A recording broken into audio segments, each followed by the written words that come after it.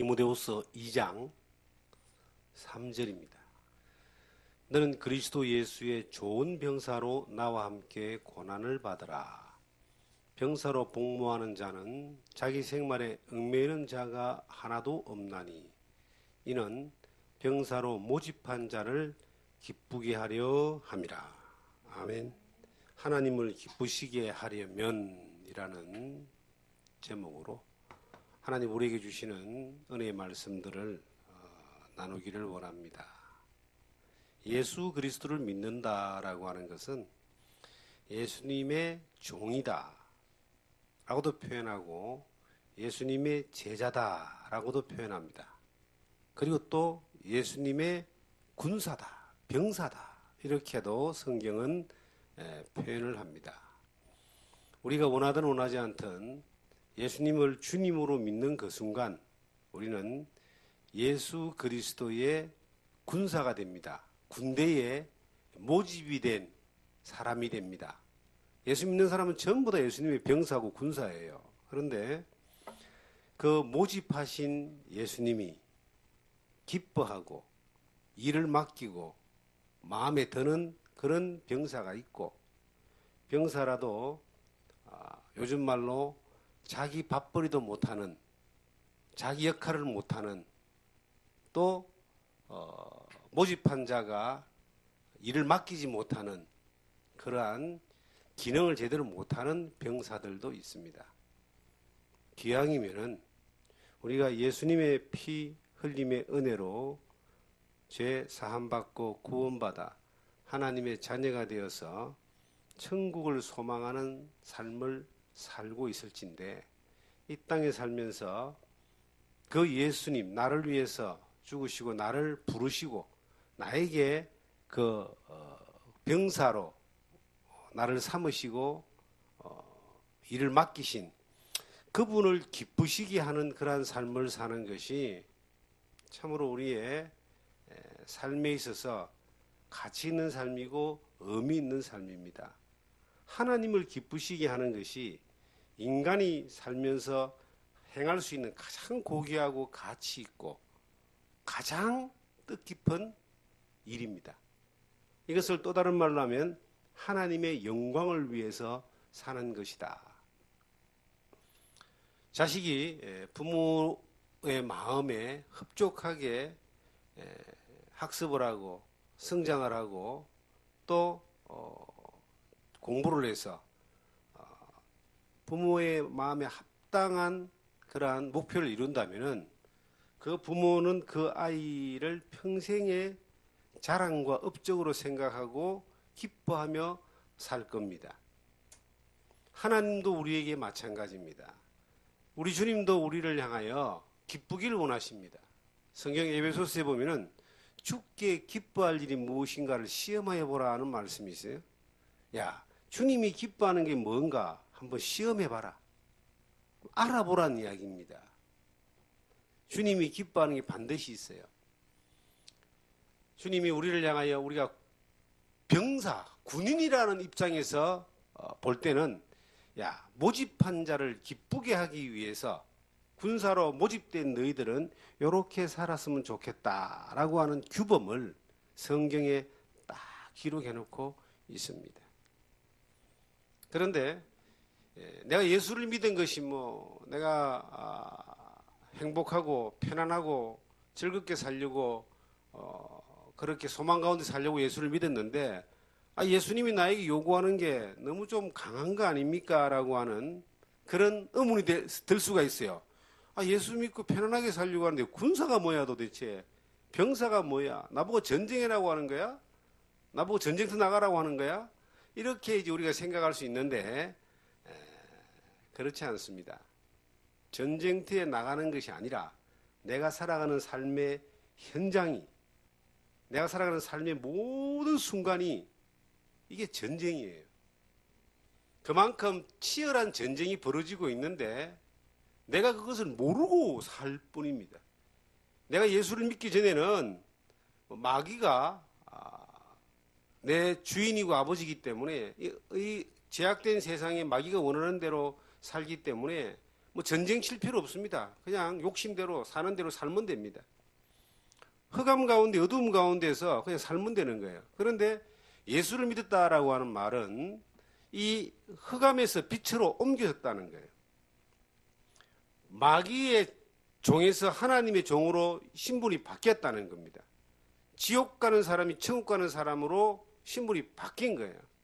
이 세상에 욕심대로 아무렇게나 살다가 멸망하는 존재가 아니라 이 세상에서 구원받아서 죄에서 구원받아서 영원한 천국으로 가는 사람으로 운명이 바뀌었다는 거예요.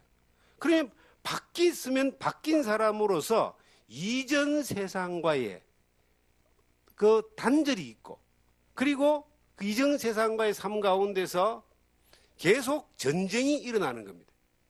예수를 믿는 사람이 영적 전쟁이다라고 하는 것을 경험하게 됩니다.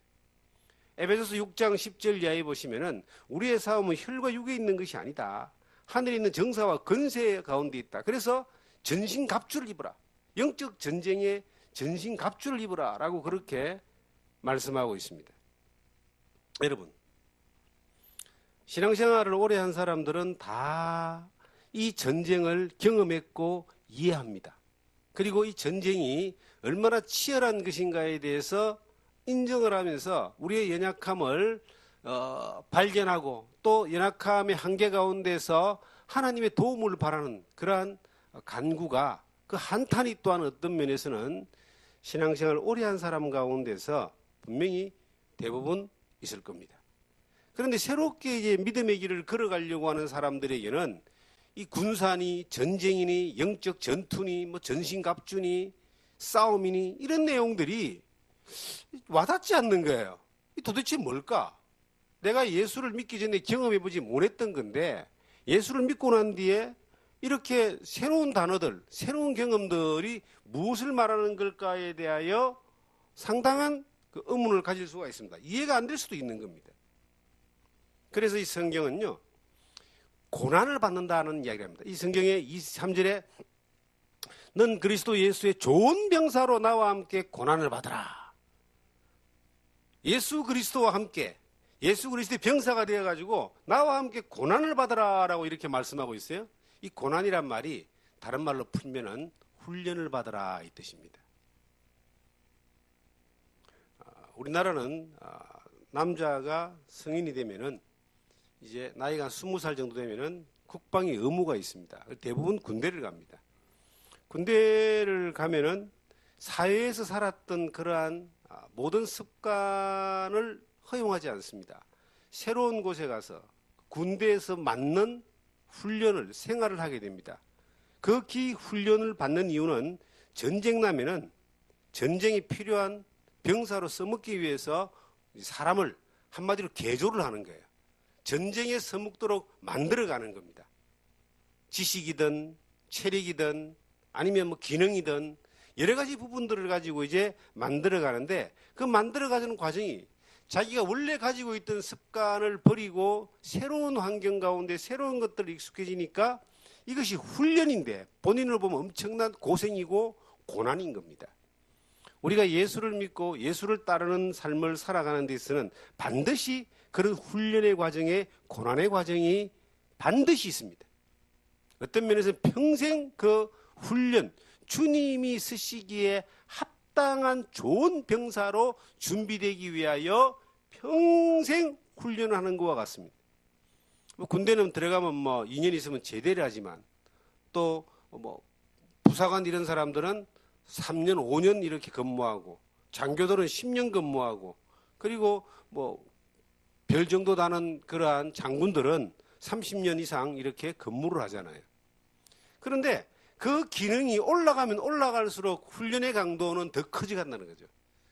알아야 될 것도 더 많고 배워야 될 게 더 많고 또 갖춰야 될 조건이 더 많아지는 겁니다. 그것이 합당한 사람만이 더 높은 자리로 올라가서 그 기능을 다 할 것입니다. 그런데 예수를 믿는 주님의 좋은 병사는 제대가 없어요. 언제까지? 우리가 천국 가는 그날까지 군사로서 살아가는 겁니다. 다른 말로 하면요, 천국 가는 그날까지 예수의 좋은 군사로 훈련을 받기를 거부할 수 없다는 겁니다.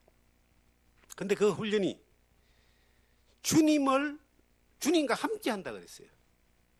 주님이 함께하는 가운데서 우리가 조금 내려놓아야 될 생각이 뭐냐면, 주님과 함께하면 행복하고 즐겁고 편안하고 부유하고 만사형통하고 아프지도 않고 병도 낫고 막 그렇게 될 거라고 많은 사람들은 생각할 수 있습니다.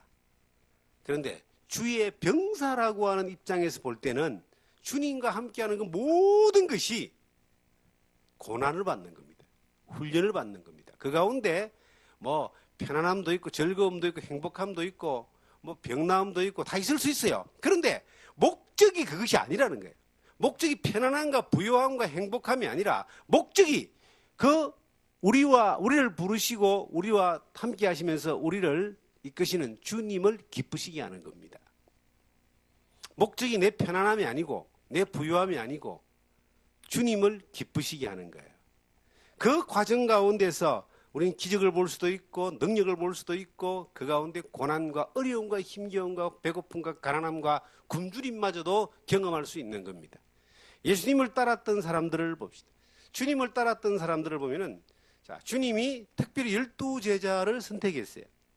베드로, 요한, 야고보, 이하 12제자와 3년 반 동안 동행을 했습니다. 주님을 따랐던 사람들은 주님을 따르면은 크게 출세할 줄 알았습니다. 대부분 그렇게 생각했습니다. 주님이 메시아고 이스라엘의 왕이고 그 당시 이스라엘에 예수님 오실 당시에 그 이스라엘은 로마의 지배를 받고 있었습니다. 이 로마의 권력을 몰아내고 이스라엘을 하나님의 나라로 세우고 그 예수님이 메시아 왕으로 등극하실 것을 기대하면서 많은 사람들이 예수님을 따랐습니다. 그런데 예수님이 그들을 부르신 것은 그런 목적이 아니었는데 그들이 예수님을 따르는 그러한 목적이 그러했다라고 하는 겁니다. 그래서 예수님을 따르는 가운데 계속 제자들 사이에 막 다툼이 생깁니다. 뭐가? 나중에 누가 크냐? 그 유명한 예수님의 제자 가운데서 요한과 야고보는 예수님이 왕이 되면은 좌우의 우정성 자정성 되기를 위하여 그 어머니까지 나서 가지고 로비를 할 정도로 그렇게 치열했습니다. 제자들은 마찬가지로 늘 누가 높아야 되느냐, 누가 나보다 낫느냐 하는 것을 가지고 늘 다투었습니다. 근데 예수님이 그들을 부르신 목적은 절대 그게 아니었어요. 예수님이 그래서 인자에 온 것은 높임을 받으러 온 것이, 섬김을 받으러 온 것이 아니고 인자는 섬기러 왔다. 나는 대신 죽으러 왔다. 너희를 구원하러 왔다. 십자가에 매달리러 왔다라고 그렇게 이야기해도 제자들이 별로 이렇게 그 말을 안 들었습니다. 사람들은 참 이상한 게요. 자기가 듣고 싶은 말만 듣습니다. 예수님의 제자들도 자기가 듣고 싶은 말만 들은 거예요. 예수님이 십자가에 못 박힐 그때까지도 이 제자들은 예수님이 십자가에 못 박힌다, 고난받는다 하는 것에 대하여 말을 듣지 않았어요. 예수님이 부활하신다라고 했는데 아무도 안 믿었어요. 말씀을 하시는데도 안 믿는 거예요. 듣고 싶은 말만 들으니까, 목적이 다르니까. 예수님이 제자들과 더불어서 다니면서 많은 걸 보여줬습니다. 첫째, 그들은요, 광야에서 약 3년 반을 지냈습니다. 집도 없고 먹을 것도 보장이 안 되고 그게 도로 다니신 거예요, 그냥. 그리고 유대인들의 위협과 로마인들의 위협과 여러 위협 가운데 직면을 했습니다. 어떤 때는 예수님과 더불어서 제자들이 배를 타고 가다가 풍랑이 일어나가지고 배가 막 뒤집어지고 죽을 것 같은 그러한 경험들을 하게 됩니다. 예수님과 함께 가면서 왜 그런 험한 세월을, 험한 세상을 경험하며 살았을까요? 예수님이 함께 계신데, 예수님이 함께 계시면서 그 과정을 겪게 하신 이유가 뭐냐면 그 주님의 기쁨을 위해서입니다. 그들은 불안하고 두렵고 힘들고 절박하고 위협할 수 있었지만 그런 훈련의 과정을 통해서 주님이 함께 하시면 안전하다.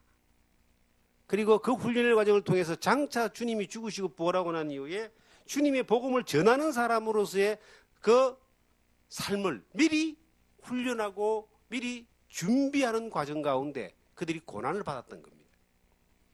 예수님을 따랐던 12제자들이 이 세상에서 잘되고 부자되고 평온하고 그 권력을 얻는 것이 만약에 목적이었고 그것이 주님의 목적이었다면, 그것이 주님을 기쁘시게 하는 것이었다면 그들에 대한 역사는 그들이 잘되고 훌륭하고 권력을 얻은 것으로 역사가 기록되어야 되는데, 우리가 아는 바대로 예수님의 수제자인 베드로는 로마에서 거꾸로 매달려 순교했습니다. 바울 사도는 목이 잘려 순교했습니다. 12제자가 전부 다 예수님을 전하다가 다 순교를 합니다. 가장 어린 사도 요한은 밤모섬으로 유배를 가가지고 거기서 평생을 살았습니다. 유배자로서. 그 밤모섬에서 기록한 성경이 요한계시록입니다. 이들의 삶을 보면은 그들의 삶이 생명이 마감되는 그날까지 훈련이었다. 그날까지 고난이었다. 그런데 그날까지 목적이 하나님의 기쁨을 위해서, 모집한 자를 기쁘시게 하기 위해서 살아가는 뚜렷한 목표의식을 가지고 그들은 살았다는 겁니다. 그들에게는 하나같이 소망이 있었습니다.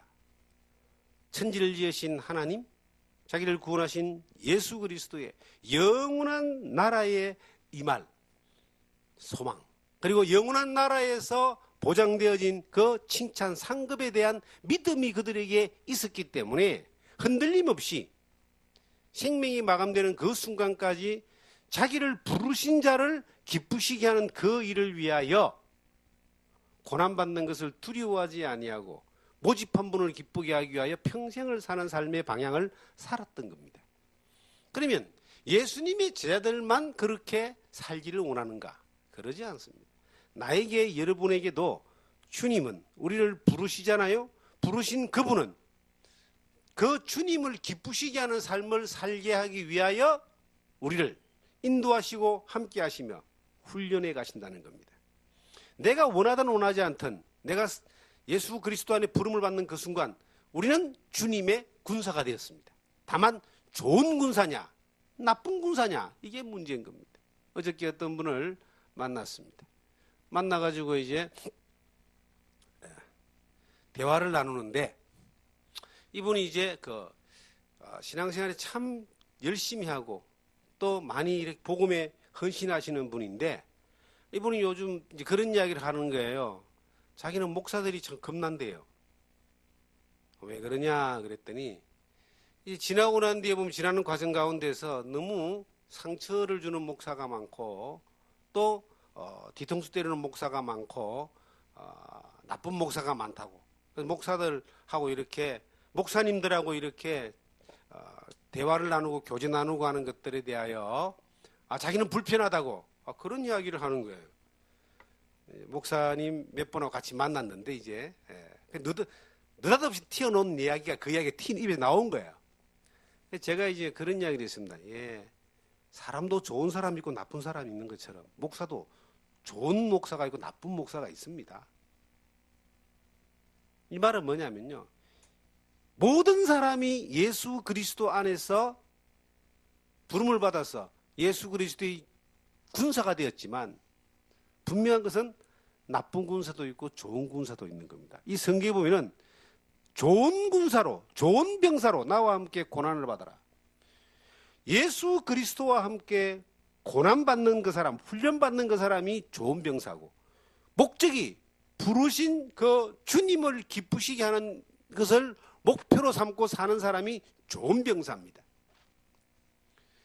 자, 여러분들은 하나님 앞에서 좋은 병사가 되기를 원합니다. 물론 저 또한 좋은 목사지만 병사죠. 평생을 살기를 원합니다.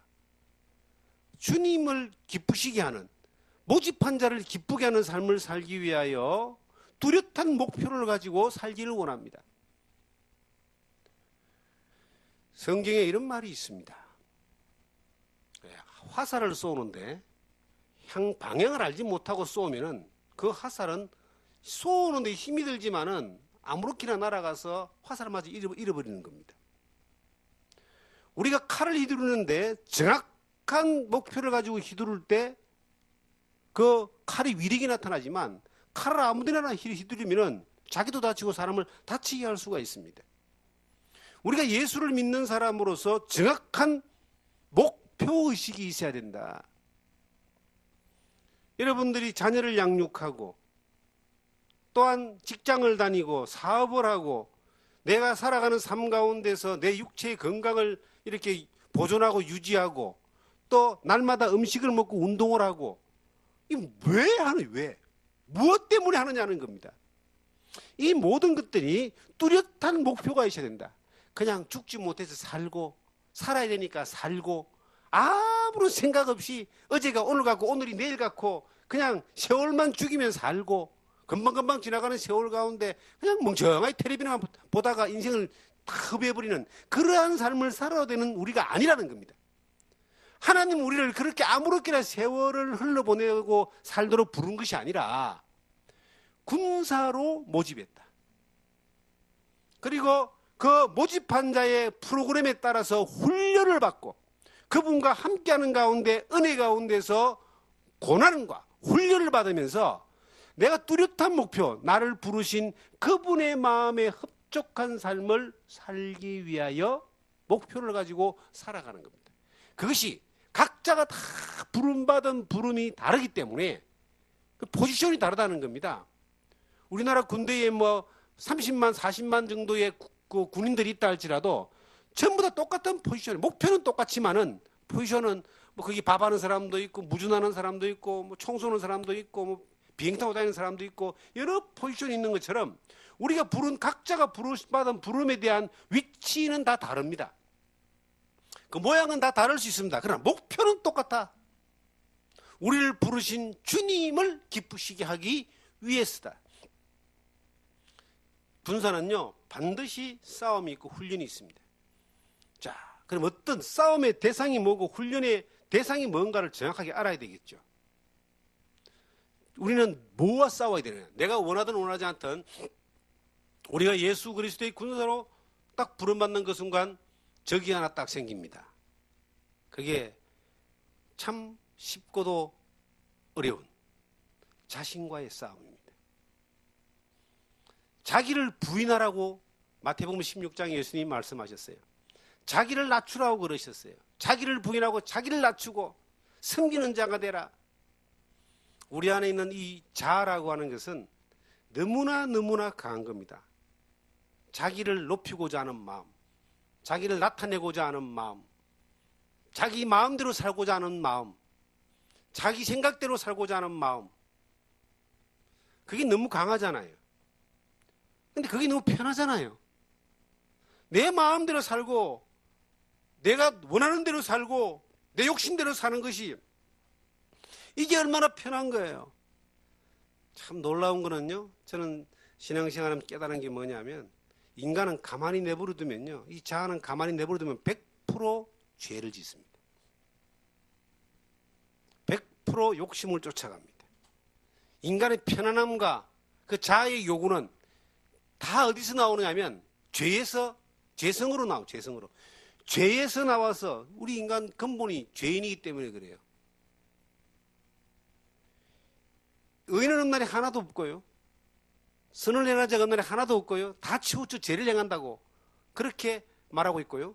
너희 목구멍은 열린 무덤이라고 말하고 있습니다. 로마서 3장 10절 이하에 보시면 이게 입만 벌리면 나올 수 있는 게 죄밖에 안 나와요. 그러니까 자아라고 하는 이것이 예수를 믿고 난 이후에는 이게 이제 예수를 믿는 사람으로 사는 거예요. 내가 그리스도와 함께 십자가에 못 박혔나니 그런즉 내가 사는 것이 아니라 내 안에 그리스도가 사는 것이다. 그 그리스도를 믿는 믿음으로 사는 것이 이것이 이제 우리가 훈련의 첫 번째 단계입니다. 내 육신이 요구하고 내 자아가 요구하는 것들을 주님이 기쁘시게 하는 게 뭘까라고 생각하면은 그것과 접목이 되어지면 내 육신을 낮출 수 있고 자아를 죽일 수 있고 욕심을 꺾을 수 있고 내 게으름을 이기게 할 수 있는 그러한 동력이 나오는 겁니다. 평생 자아하고 싸웁니다. 저도 지금도 자아하고 싸웁니다. 좀 더 높자, 좀 더 졸자 할 그때에 너희 궁핍이 군사같이 오며 이 군대가 확 밀려오는 것처럼 우리가 그 게으름 가운데 머물러 있도록 더 힘을 주는 것이 자아입니다. 특별히 우리 가운데 높아지려고 하는 마음, 이 모든 사람이 가지고 있는 그 속성이에요. 자랑하고자 하는 그 욕구, 남보다 낫게 보이려고 하는 그러한 욕망, 이런 것들이 계속 우리 안에서 일어나는데, 그러면 예수 믿은 지 40년 된 저는 그런 게 없느냐? 여전히 있습니다. 그래서 훈련은 여전히 하는 거예요. 내가 현역이라면 여전히 훈련을 해야 돼. 현역이라면. 현역이 아니라면은 그냥 뭐 넷뿌리도 되지만, 현역이라면 여전히 우리가 훈련을 해야 되는 거예요. 내가 현역 군인입니다. 여러분과 제가 현역 군인입니다. 주님 앞에 군사로 좋은 병사가 되기 위해서는 늘 이 자아라고 하는 이 욕구가 우리를 계속 끌고 올 때에 이것을 계속 주님을 바라보면서 주님을 기쁘시게 하기 위하여 그것을 이겨나가고, 그것을 처절한 싸움이 있다 할지라도 이것을 견뎌나가면서 승리하는 쪽으로 훈련을 계속 해나가는 겁니다. 그러니까 예수 믿은 지 40년 된 저도 그런 싸움을 싸우는데, 싸운다는 싸움은요 항상 이길 수 없는 거예요. 늘 치고받고 하고, 저도 상대편도 내가 제압하지만 나도 피해를 볼 수 있는 거예요. 늘 싸움이 일어나는 겁니다. 욕구가. 그러한 욕구 가운데서 주님은 우리가 승리할 수 있는 것을 보장하는 겁니다. 내가 너와 함께 하겠다. 네 힘만으로 싸우는 것이 아니라 네가 그러한 방향을 잡으면 내가 이길 수 있도록 늘 힘을 주고, 믿음 안에서 용기를 주고, 그리고 어떤 때는 기적 같은 능력을 보여주기도 하신다는 겁니다. 주님이 함께 하겠다. 나와 함께 고난을 받아라 그랬잖아요. 주님과 함께 훈련을 받는 거예요. 내 혼자 훈련 받도록 주님이 쳐다보고 있는 게 아니라 함께 도우는 힘이 있다는 거예요. 시편 18편에 나의 힘 1절에 보면 나의 힘이 되신 여호와여 내가 주를 사랑하나이다. 그가 나의 힘이 돼가지고 모든 싸움에서 이길 수 있도록 도와주시는 겁니다. 두 번째 싸움이 뭘까요? 내 자아를 넘어서 두 번째 싸움이 바로 정욕입니다. 정욕, 욕구.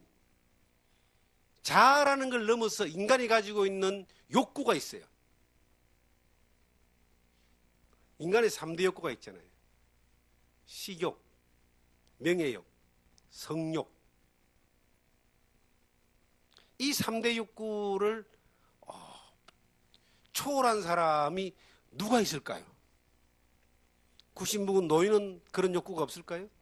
노인이 되고요, 치매가 오면요 끊임없이 먹는 걸 찾습니다. 먹고 돌아서면 또 배고프다 그러고, 먹고 돌아서면 또 배고프다 그러고.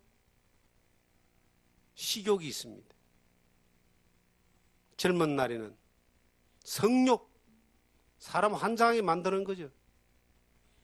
조금 이제 살만하면 명예욕. 이것은 성경에 육신의 정욕과 안목의 정욕과 이생의 자랑이라고 하는 말씀으로 그렇게 요한일서 2장에 기록이 되어 있습니다. 이것들이 끊임없이 우리를 자꾸 충동질시키는 겁니다. 견물생심이라고 눈에 보이는 것을 쫓아가잖아요. 어떤 물건을 떨어뜨리면 계속 이게 떨어집니다. 이게 만류 인력의 법칙이잖아요, 이게. 그런데 인간은요, 이 인력의 법칙이 이것이 모든 사물에 거의 통용이 되죠. 근데 이걸 이기는 법칙도 있다 그러잖아요. 새들은 하늘을 날아가잖아요. 그 안에 뭔가 이 날아갈 수 있는 법칙이 거기 있어요. 비행기도 날아가잖아요. 어떤 그 법칙, 동력이 그 안에 힘이 있는 거예요. 우리가 가만히 내버려두면은 육신의 정욕과 안목의 정욕과 이생의 자랑이라고 하는 그 욕구에 의해서 늘 끌려갈 수 있지만, 이것을 이길 수 있는 동력만 우리한테 딱 있으면은 이걸 이길 수가 있어요. 날아가 버리는 초자연적인 법칙이 있는 거예요. 그게 바로 믿음의 법칙입니다. 아마 모든 인간은 평생 이 인간의 욕구라고 하는, 정욕이라는 욕구, 이 욕구라고 하는 이것에 의하여 벗어나지 못합니다. 2박 3일 정도는 벗어날지 몰라도, 산속에 깊이 들어가지고 혼자 가만히 있으면 벗어날지 몰라도 그 욕구가 벗어나는 것이 이어져 간다는 거예요. 어떻게 벗어날 것인가? 이것 또한 간단한 믿음의 원리가 있습니다. 우리가 주를 기쁘시게 하는 삶을 살면 돼요. 우리를 모집한 자를 기쁘시게 하는 삶을 살면 돼요. 그 모집한 자가 이미 우리에게 함께 하시면서 그 정욕을 이기게 하시는 힘을 주셨습니다. 갈라디아서 5장을 저희를 잡으시고 갈라디아서 5장을 보시면은 갈라디아서 5장입니다.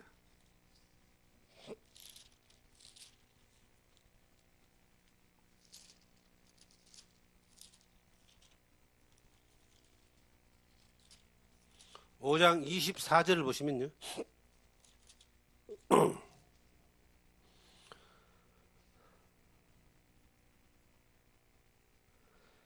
그리스도 예수의 사람들은 육체와 함께 그 정욕과 탐심을 십자가에 못 박았느니라.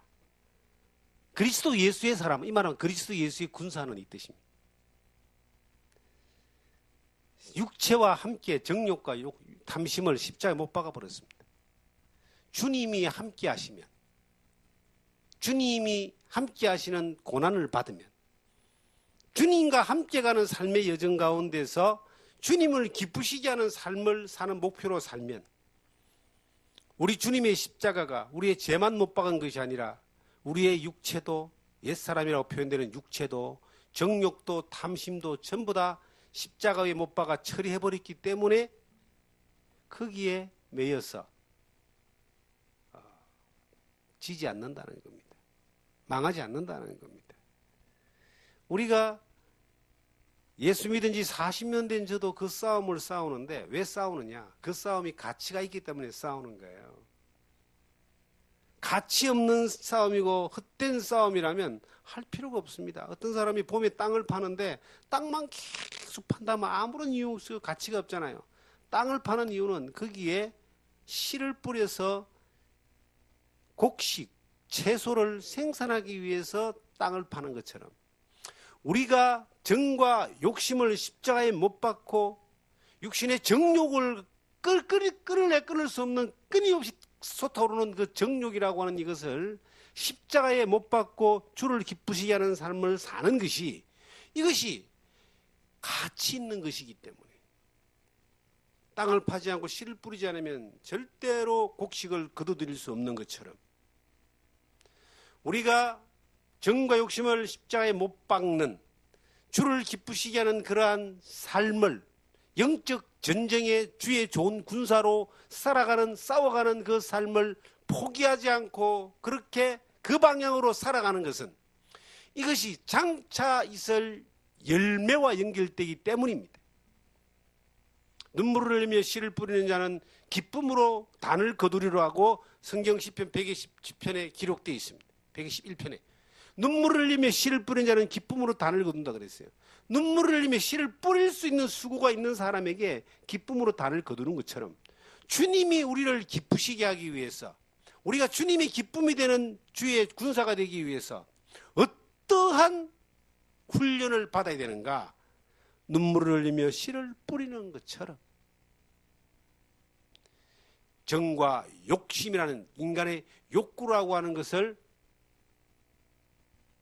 십자가에 못 박아버리고 그리고 정과 욕심이 끊임없는 이 튀어오르는 것들을 향하여 쫓아가지 않고 이겨나가는 뭐로? 말씀으로, 기도로, 하나님의 능력으로, 성령으로 이겨나가는 그러한 삶을 우리가 포기하지 않아야 된다는 겁니다. 우리는 자주 넘어질 수 있습니다. 넘어질 수 있기 때문에 주님은 우리를 늘 곁에서 이렇게 세워주시는 거예요.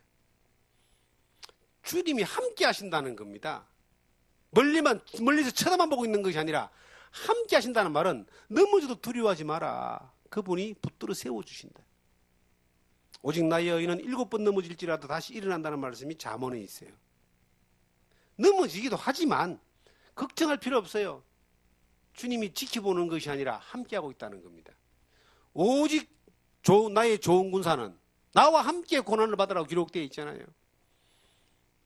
그분이 나와 함께하기 때문에 실패와 넘어짐을 두려워하지 말고 그 목표와 방향을 가지고 가보는 겁니다. 넘어지도 또 이렇게 세워주시고 치료해 주시고 또 그 길을 가게 해주시는 분이 나와 함께하기 때문입니다. 여러분, 우리가 피하지 못하는 싸움이 또 있어요. 그 피하지 못하는 싸움은 죄라고 하는 싸움입니다. 내 안에서 일어나는 정욕이 아니라 바깥에서 들어오는 죄입니다. 바깥에서 들어오는 죄가 주로 뭐로 들어옵니까? 욕심. 이 세상에서 돈에 대하여 자유롭고 바깥에 들어오는 욕심에 대하여 자유로운 사람이 몇 명이나 있겠습니까? 예수 믿는 사람 가운데, 주님의 군사 가운데서 몇 명이나 있겠습니까? 그래서 그 옛날 우리가 중세 시대에 보면은 예수 믿는 사람들이 그러한 욕심을 좀 이기고 싶어가지고 산속으로 들어가서 수도원을 만들어 놓고 수녀원을 만들어 놓고 거기에 소수의 집단들이 그냥 공동체 생활을 하면서 바깥 세계에 거대한 담을 치고 나가지도 않고요. 작업자족하면서 그렇게 늙어서 죽어가는 그런 사람들이 많았습니다. 지금 우리나라에도 뭐 수도원이나 아니면 저 깊은 산속에 있는 절이나 뭐 이런 데 보면은 다 그런 어떤 비슷한 맥락이 있습니다. 안 보면은 죄를 좀 덜 짓기 때문에 그 죄의 유혹에서 벗어나기 위해서 깊은 산속으로 아주 들어가서 수도원을 짓고 말입니다. 검소한 생활을 하고 그리고 노동을 하면서 기도를 하면서 그렇게 사는 사람들이 지금 우리 시대도 많이 있습니다. 그런다고 죄와 싸우는 것이 아니라는 거예요. 주님과 함께 훈련받는 가운데 고난, 죄가 오기 때문에 이것을 이겨야 되니까 우리는 고난이라는 게 있습니다. 싸워야 되니까 이게 고난이라는 게 있습니다. 그런데 이 죄라고 하는 것이 우리를 계속 유혹해 옵니다. 어이, 죄, 나 유혹하지 마. 한다고 죄가 안 오는 게 아니에요. 이 죄는 마귀로부터 오는 것이고 악의 세력으로부터 오는 것이니까 계속 옵니다. 예수님마저도 그 죄의 유혹을 받고 시험을 받았잖아요. 예수님이 공생의 기간을 시작할 때 성령에 이끌려 광야에 나가서 40일 동안 금식을 했습니다. 40일 동안 금식을 여러분 한 사람도 만나도 봤는데 쉽지 않습니다. 금식하다가 죽는 사람도 있습니다. 40일 동안 금식한다. 근데 예수님은 40일 동안 금식을 하셨어요. 하자마자 딱 끝나자마자 마귀가 제일 먼저 찾아왔습니다. 야, 배고프지? 너 하나님의 아들이잖아. 이 돌을 가지고 떡덩이를 만들어서 먹을 수 있잖아. 육신의 정욕이죠. 배고픈 자에게 떡으로 유혹하는 겁니다. 떡으로 공격하는 거예요. 예수님이 이렇게 말씀하십니다. 기록되었으되 사람이 떡으로만 살 것이 아니요 하나님이 입에서 나오는 모든 말씀으로 살 것이니라. 마태복음 4장 4절에 나오는 말씀입니다. 하나님의 말씀이 그 강력한 그 죄의 유혹을 이길 수가 있는 겁니다. 하나님의 말씀만이 이길 수 있다. 그럼 하나님의 말씀만 이길 때 그 말씀만 달달달 애운다고 이기는 게 아니라 그 말씀하신 주님이 나와 함께 있기 때문에 내가 그 말씀을 믿고 의지하면 주님이 그것을 막아주시고 이길 수 있는 힘을 주시고 또한 승리하는 능력을 주신다는 거예요. 우리가 이런 것을 좀 많이 경험해보고 살 필요가 있습니다. 되는 대로 살고 죄의 유혹 가운데 그냥 마음대로 살고 욕심 가운데 마음대로 나를 던지고 하고 싶은 짓 다 하고 우린 분명히 넘어질 수 있다고 제가 전제를 했습니다. 그래서 주님이 옆에 함께 계시고 주님이 또 하나의 전제가 영원한 속죄라고 하는 약속을 주셨어요. 주님은 단번에 십자가에 단번에 주신 피 흘림의 은혜로 영원한 속죄, 우리의 생명을 영생으로 인도하시는 약속을 주셨어요. 그렇기 때문에 신분이 바뀌지 않습니다. 그런데 넘어지는 것을 어찌하오리까? 그 넘어짐에 대하여 실수함에 대하여 범죄함에 대하여 주님이 여전히 그 십자가의 능력에 주님이 함께 하시면서 우리를 이기게 하고 견디게 하고 그리고 세워주시고 그리고 회복해 하시는 거예요. 예수를 믿는 사람은요, 주님과 두 개의 몸이 아닙니다. 주님과 한 몸입니다. 한 몸. 그리스도가 내 안에, 내가 그리스도 안에. 이게 주님의 군사가 주님으로부터 받은 최고의 보장된 약속이에요. 세상 끝날까지 내가 너희와 함께 있으리라. 이게 주님의 최고의 보장된 약속이 있기 때문에 우리의 연약함과 넘어짐에 대하여 두려워하거나 한탄할 필요 없습니다. 지금까지 평생을 넘어졌다 할지라도 오늘 주님 안에서 그 주님과 함께 가는 좋은 군사의 길을 간다면 오늘부터 주님은 그 능력 가운데서 우리를 훈련하시면서 주님이 기쁘시게 할 만한 사람으로 우리를 만들어 가시는 겁니다. 저는 요즘 이 말씀을 묵상하면서 하나님을 기쁘시게 하는 게 뭘까? 사람들이 몰라서 못할까? 그렇지 않습니다. 하나님을 기쁘시게 하는 것은 몰라서 못하는 것이 아니라 알지만 순종하지 못하기 때문에 못하는 겁니다. 우리의 육신의 연약함 가운데 끊임없이 마귀가 공격해오고 죄를 가지고 공격해와도 말씀과 주님의 십자가와 주님을 믿는 믿음으로 다 이깁니다. 다 승리합니다. 십자가로 승리하셨기 때문에 주님이 이기지 못하는 전쟁은 없어요. 근데 주님은 이기시는데 왜 우리가 이기지 못하는 겁니까? 우리가 좋은 군사로 훈련받지 못하고 주님을 기쁘시게 하는 그러한 목표를 가지고 영적 전쟁이 임하지 않기 때문에 우리가 이기지 못하는 거예요. 승리를 경험하지 못하는 거예요. 왜 이기는 전쟁을 못 누리는 겁니까? 이 성경에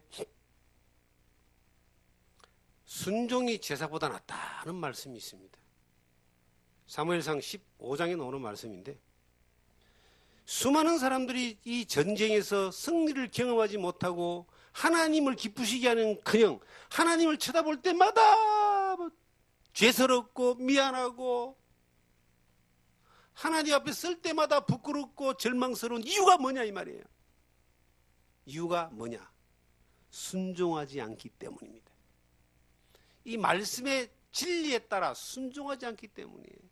예수님이 조금 전에 제가 40일 금식하고 난 뒤에 그 허기지고 배고픔을 가지고 있을 때에 마귀가 야, 이 떡덩어리를 가지고 돌 가지고 떡을 만들어 보라라고 했을 때 예수님이 하나님이시지만 하나님의 말씀의 약속을 따라서 사람이 떡으로만 살 것이 아니고 하나님의 모든 말씀으로 살 것이라는 그 말씀의 진리를 따르지 않고 그 말씀의 무기를 쓰지 않고 배고프니까 일단 한번 먹어보고 난 뒤에 말씀을 따르겠다 그랬으면 아마 지금은 마귀가 판을 치는 세상이 됐을 겁니다.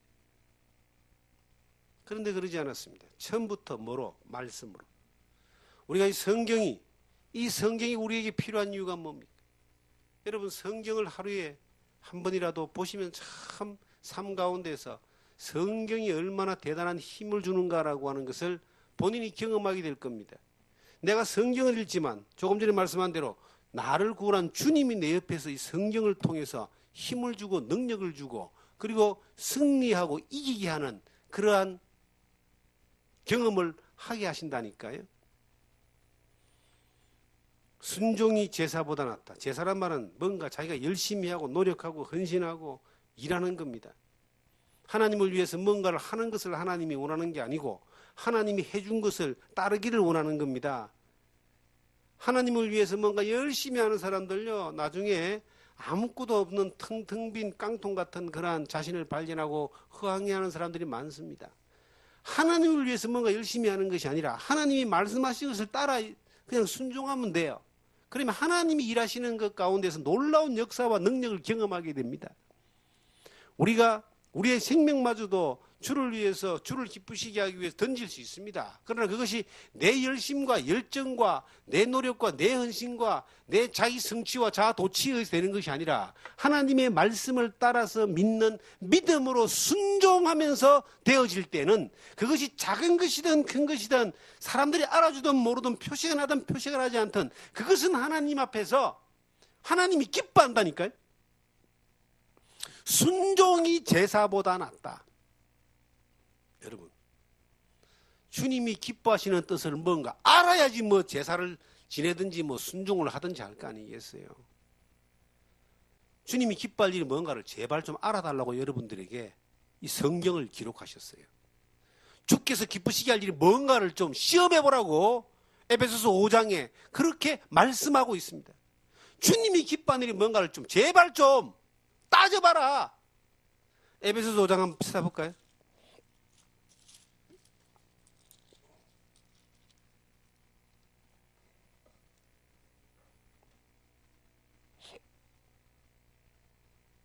(10절입니다) 주를 기쁘시게 할 것이 무엇인가 시험하여 보라. 주님이 기뻐하는 게 뭔가를 시험해 보라고. 제발 좀 고민 좀 해보고 정답을 좀 맞춰봐라 이 말이에요. 주님이 뭘 기뻐한다 그랬습니까?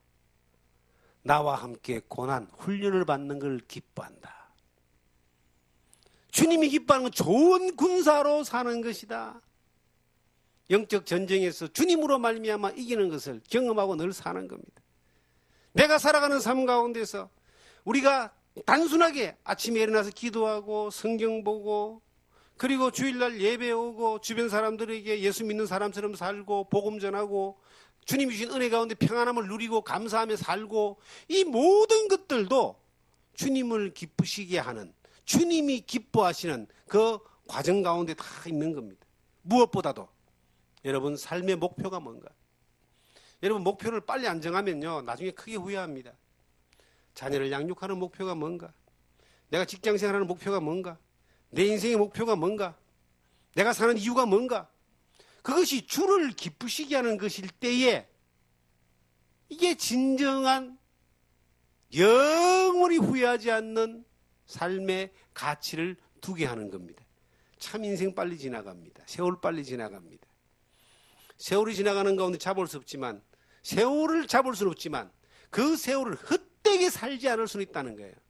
어떻게 하면 어떻게 안 사느냐. 어떤 일을 결정하든 어떤 일을 선택하든 어떤 일을 살아가든 주를 기쁘시게 하는 주님이 뭘 기뻐하시느냐. 자, 마지막으로 한 가지만 더 말씀을 드리겠습니다. 제가 너무나 좋아하고 너무나 사랑하는 말씀이 있습니다. 히브리서 11장을 보시면 히브리서 11장을 보시면 6절입니다. 믿음이 없이는 하나님을 기쁘시게 못하나니 하나님께 나아가는 자는 반드시 그가 계신 것과 또한 그가 자기를 찾는 자들에게 상 주시니심을 믿어야 할지니라. 믿음이 없이는 하나님을 기쁘시게 못하나니. 여러분 하나님을 기쁘게 하는 방법이 믿음이라고 나옵니다. 뭘 믿어요? 하나님의 약속을 믿는 겁니다. 하나님의 명령을 믿는 겁니다. 하나님의 말씀을 믿는 겁니다. 그것이 멀리 있다 할지라도 이게 금방 와요. 20대 때는 천국이 좀 멀리 있는 것 같았습니다. 주님은 빨리 오실 것 같았는데 천국은 멀리 있는 것 같아요. 50대가 되니까요 천국이 참 가까이 있는 것 같습니다. 내가 점점 가잖아요 지금. 그 하나님 약속하신 믿음이 약속이 내 앞에 실상으로 지금 오고 있는 겁니다. 이미 많은 것들을 경험했고 약속한 것들을 또 믿고 바라보는데 그날은 반드시 옵니다. 사랑하는 성도 여러분, 하나님을 기쁘시게 하는 삶을 살아가는 데에 믿음, 이 믿음을 복잡하게 생각 안 해도 됩니다. 그냥 예수 믿는 믿음입니다. 예수님이 나의 구원자고 예수님이 지금 나와 함께 하시고 내가 지금 예수님이 좋은 병사로 주님과 함께 훈련을 받고 예수 그리스도를 전하고 예수 그리스도를 사랑하고 예수 그리스도를 닮고 예수 그리스도와 함께 천국 가는 아주 단순한 예수 믿는 겁니다, 여러분. 그 예수님을 바른 믿음 가운데서 믿고 그 예수 그리스도의 말씀을 순종하고 그 기쁘신 뜻을 따라서 우리가 이 좋은 병사로서 이 삶을 지금 살아간다면 우리의 삶을 통해서 우리를 부르신 하나님이 기뻐하고 계시고 또 하나님이 기뻐하는 하나님의 뜻이 이루어져 나가는 그러한 도구로 우리의 삶 가운데서 쓰임받는 놀라운 복을 누리게 될 줄 믿습니다. 그렇게 살아가는 여러분과 제가 되기를 주님 이름으로 축원드립니다. 기도하겠습니다.